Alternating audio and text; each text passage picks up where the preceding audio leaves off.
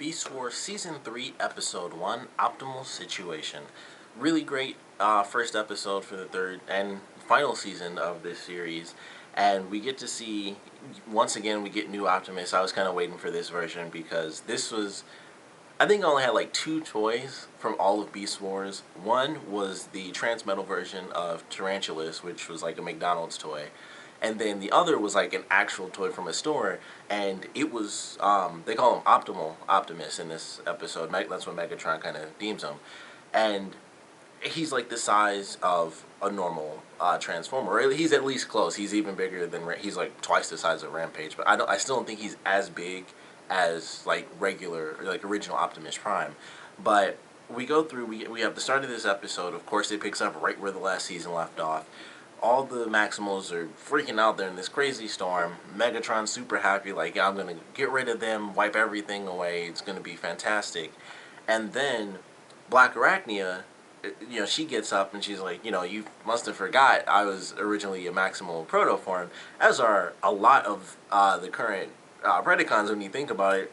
Quick Strike is, Inferno was, well, Rampage, I guess he still would have existed. Oh, I guess he wouldn't have existed because that was a experiment by Maximals, so the 3 of them wouldn't have existed. Pretty much, yeah, obviously all the different characters that came out of the stasis pods, none of them would have existed, so there a lot of the current team would actually have kind of disappeared if things had kept going that way. But Black Arachne is able to basically stop the flow of everything. She's able to shut him out. She turns on Teletran 1. He gets knocked out, and so everyone kind of gets back together. The storm kind of dissipates a little, so things are still a little wonky, and they kind of have this thing where they sort of phase in and out a little bit. They get like sort of like almost like static television, and it's like, you know, we're still kind of fading because Optimus Prime is still really messed up, but we can repair him, except that we can't do it with his spark there because it just wouldn't last. And so Optimus's plan is to take the original Prime's spark and move it to his own body. And of course that's dangerous because nobody can hold 2 sparks. The original Autobots and Decepticons, their sparks can't actually live outside of their bodies, kind of like current Maximals and Predacons, which is easily noticed in Rampage's case, where his spark is just flat out in a, you know, death, you know, vice grip. So Optimus has to move the original Optimus's spark with his, so he gets the Matrix of Leadership. This didn't bother me when I was really young, because of course I didn't know, but the Matrix of Leadership is like, this is like a super nerd thing, but it's all white in this, and that looks really weird because the Matrix of Leadership is supposed to be orange. It's like the handle basically has like handlebars and the spark is in the center. The handlebars are white, but the actual container that holds the spark within the middle is supposed to be orange, and the whole thing was just black and white, and I was like, that bothers me a little. As much as they've kept with the continuity, that was such a weird thing to me that it was just left all white. And I don't know, I might have to look it up to see if that was like a mistake or someone forgot to put the orange in there, but it's like such a small odd detail. Like, you know, clearly they took the spark, because the spark doesn't show up. If I remember right, at least, the spark does not show up at all in the G1 series until the movie comes out, and they make like a big deal, like it's the Matrix of Leadership and stuff.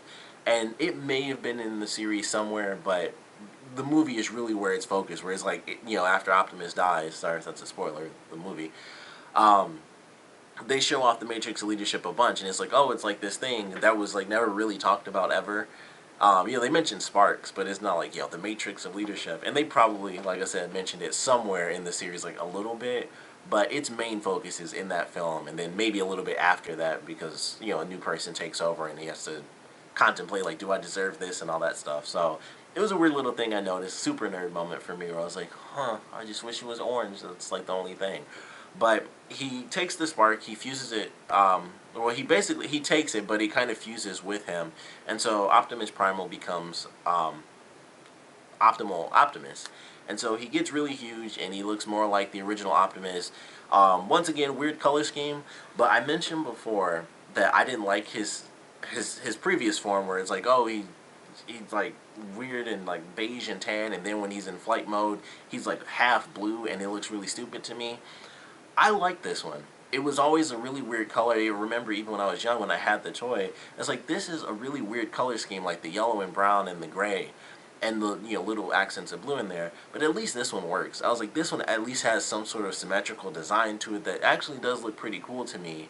And it's like, man, the original form I really like because it's simple, the gray, silver, blue, and hint of red. And this one, as weird as the colors are, I think it looks cool.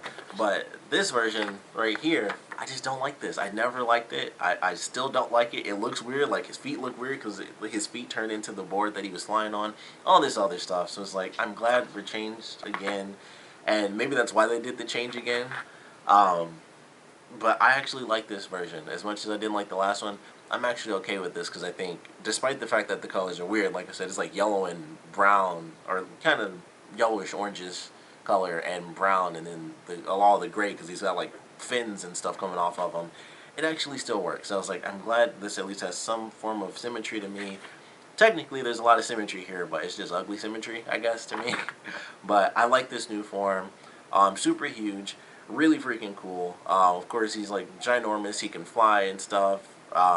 They give him like a million different Optimus Prime lines because he says, I forgot the exact line, but it's basically, free will is the option for all sentient life, which is something that Optimus Prime says. Like, I believe it's in one of the early episodes of the original series, and it could be in the movie as well. But that's a line you hear in a lot of different Transformers series where he's like, free will is something that's given to all sentient life, in the universe, stuff like that. So that's a very classic line they had him say. Of course, they had him say, let's transform and roll out, so that was really awesome. And also, we get to see that Optimus is a triple changer, which I didn't remember from the series. I remember he was huge, and I remembered the flying mode, but he also has, it's like a pseudo tank mode. It's not really a tank, but he transforms and he has like some parts. There's somewhere there's a wheel that's in there, and it comes out and he has like a big wheel on the front so that they can drive. And I was like, oh, that's cool. I didn't remember that he actually had 3 different forms. So he has his, I guess we'll say his optimal form where he's just normal giant transformer now. He has his flying form, and then he has sort of this tank mode as well. So I thought that was really cool. He's just freaking big, and it was really sweet to see him, and I mentioned this early on, when we got to Season 2, they really upped the ante for the graphics and the tech that they had. And you really see it in this, because all the other Transformers in the show are still, smaller. So you get to see them transform, and it's like, oh, that's cool. And I mentioned before, it seems like they really got it down pat, for most of the characters at least, where you can see, like, nothing just disappears or pops up. Like, they still have that a bit for some of the characters, but for most of them, it's like, I can really see the transformation as they do it. Like, this spins around, this lifts up and then goes into the back or something like that. And you really get to see it with Optimus because he's so huge. All the parts are really big, and it's like you see Optimus, like the top half of his body spins and then his legs like twist in and stuff. And it's all in like a split second, but you can see it just makes sense. And then it's like, boom, he's in jet mode and he just fires off. And I was like, that just looks cool. And when he transforms back, it's kind of like his original form in the first season, because he would always have to like transform backwards because of how his legs were. His top half would just transform, and then his legs would transform and then spin around. They kind of brought that back, and he kind of spins around twice as everything else unfolds. Because I think his legs could technically stay there after the first spin, but it's like, well, everything else moving, let's just keep the legs spinning. But it looked really cool. He's, like I said, ginormous. After he does that and he transfers Optimus Prime Spark to his own, he has it basically conserved inside of his cockpit, because he turns into a ship, and it's kind of weird because he turns into like normal Transformer size. So when he's in like his primal mode, or his optimal mode, he has the ship. He has like the front of the ship as his chest piece, and it's like a giant chair, and it's so weird seeing that because it's like a person could easily fit there. But that's never going to happen because they're on like prehistoric Earth. So it just looks weird seeing that. It's like, man, he has an actual chair, where if this was a normal Transformer show, a person would easily fit there when he's like in flight mode and stuff. So it's really weird seeing him in like a normal Autobot sort of state where a human could actually fit inside him. And then it's like, there are no humans to go there. And it's just this empty space, but a real chair. And it's one of those weird things where it's like, because it's Transformers, there are always people in the Transformers. And it's like, no one will ever be there. And it's the weirdest thought I had in my head, but it was just interesting. But he has the Spark sitting in the chair for most of the episode because he's still holding on to the original Prime Spark.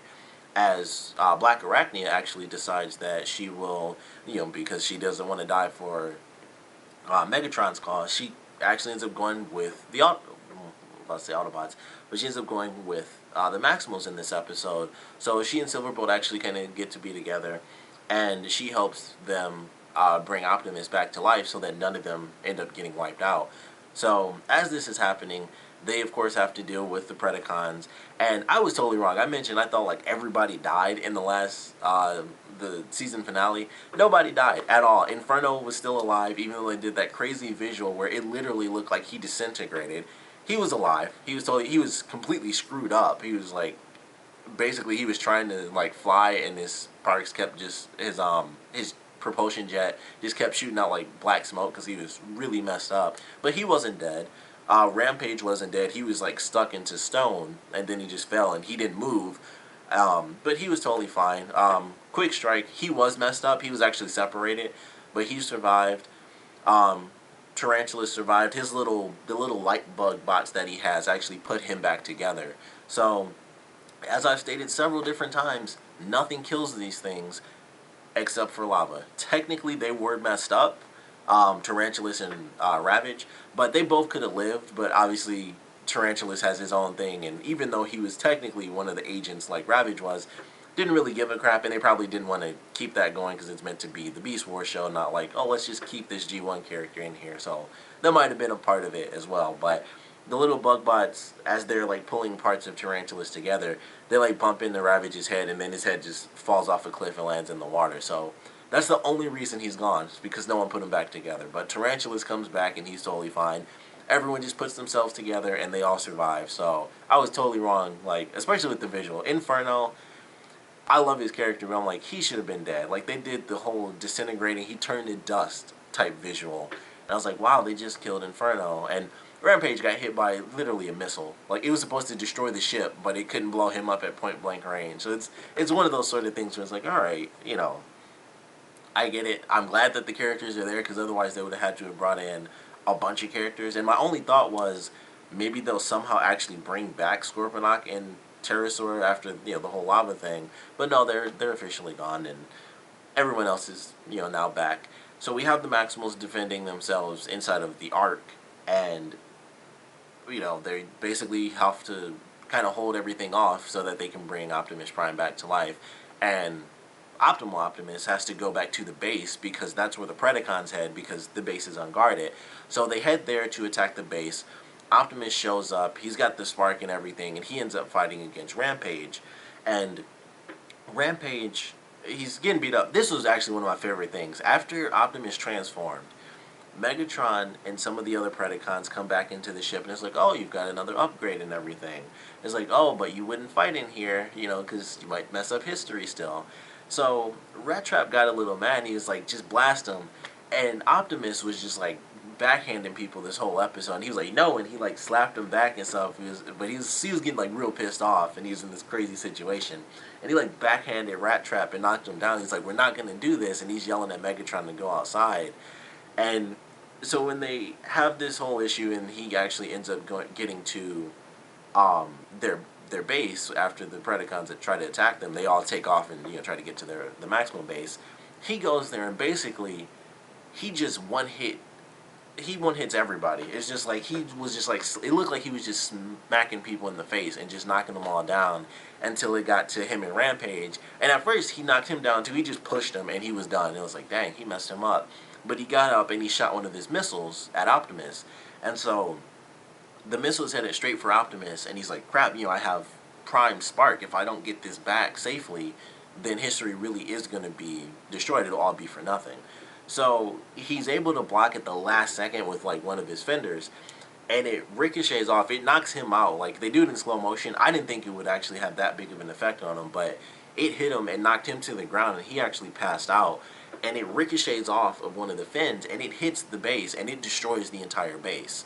And it just screws everything up. Like, the base actually gets ripped in half, and because it's being lifted up a little bit, and it hits it, and it basically destroys like the elevation that it has, so the whole thing slams down on the basically the base where it's been the whole time, and it slams on this rock, and the rock crumbles and it falls into the water, and so the ship is being ripped apart because it's already messed up. So it just the top half rips from the or from the back half, and it's like basically where they have all the computer stuff, where they have the TVs and everything.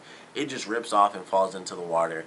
Then the second half is still on the cliff as that's falling apart, and then the cliff falls apart, and the second half of the ship crumbles into the water as well. So they no longer have a base of operations, and technically the Predacons actually, they won that round, and it's like, what do we do now? And because they have this whole plan where they have to defend the Ark, Optimus decides to move them into the cave where the Ark is, and that's their new base. Is basically like right next to the Ark, so that they can defend it, 100% at the time. So it was a really great premiere episode.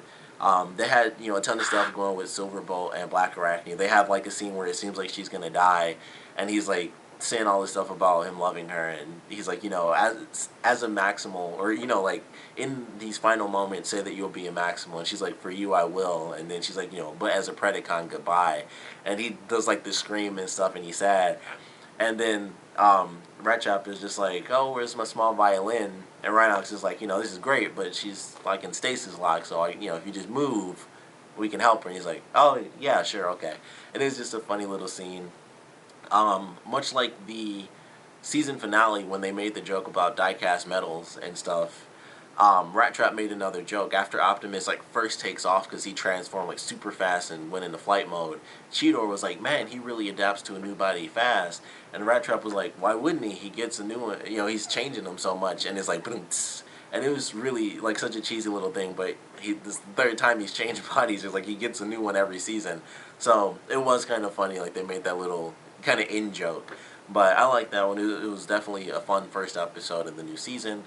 I'm excited to get into this. We got, I think it's only 13 episodes, unfortunately, but I'm excited to see exactly how all this stuff plays out and where everything goes. It was definitely a great beginning, though.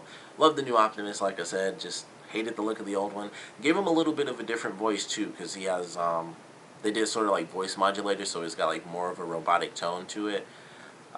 But I enjoy it. It's still the same voice actor, it's not like a different person, but it's still really cool. He looks cool. It's freaking ginormous. He does all this stuff, like when they first get attacked, he like shoots the fins off his back and they drop down as like giant barriers, and he protects everybody. So it's really cool. He has like great new defenses, and he just looks really freaking sweet. So a lot of cool stuff there. I really enjoyed it. Glad to see that none of the Predacons actually did end up dying, because I like all the characters in the show. So it's like, whether it's Maximal or Predacon, you kind of get attached to every character because there are so few. So glad nobody actually ended up dying except for Ravage, which he had his own G1 thing, even though he couldn't talk in that. It was basically a totally different character. But I would have loved to have seen them keep him around, but that was just a cool throwback moment. And it's like, well, Tarantulas does his own thing. Even when it comes to other agents, he clearly just doesn't care. And that's just how it was. But definitely a great premiere for the sadly, the final season of the series. But of course, if you guys have any comments about this episode or anything Transformers in general, please put your comments down in the comment section below. And of course, thanks for watching.